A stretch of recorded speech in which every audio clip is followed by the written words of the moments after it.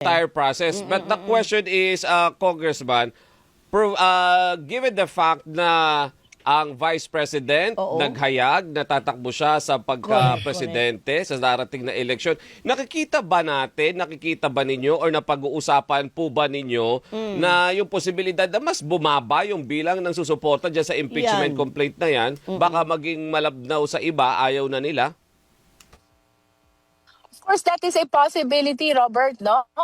Kaya lang, I wish to remind the members of the House, no, na regardless of the consequence of the pronouncement of the Vice President, regardless of the motive of the complainant in filing these impeachment complaints, sana maalala ng House members, we have a constitutional duty which we owe to the sovereign Filipino people. Itong aming duty ito, we don't owe it to the president, neither to the vice president. We owe it to the Filipino people, no?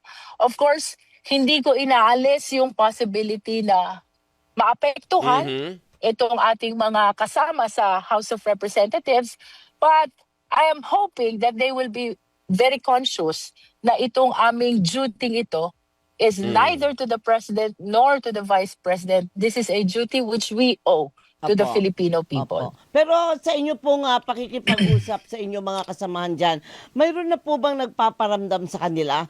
Mayroon na po bang so-called panggagapang para sa mga magiging boto?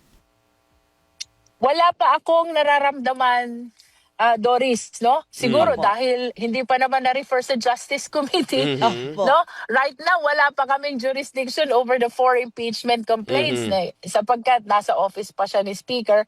Perhaps in the succeeding days, makikita natin kung meron bang mga ganyang pangyayari sa House of Representatives. Oo. Pero asahan natin na magkakaroon ng ganyan, ma'am. Well, it's hard to speculate, no? It's hard to speculate, but we have to understand that impeachment is not just legal, it's not just constitutional, it is likewise a political process. So, very significant din yung political alignment ng mga members ng House. Bagaman, I wish to remind them, we have a duty to maintain independence and impartiality in evaluating and hearing the impeachment complaints. Opo.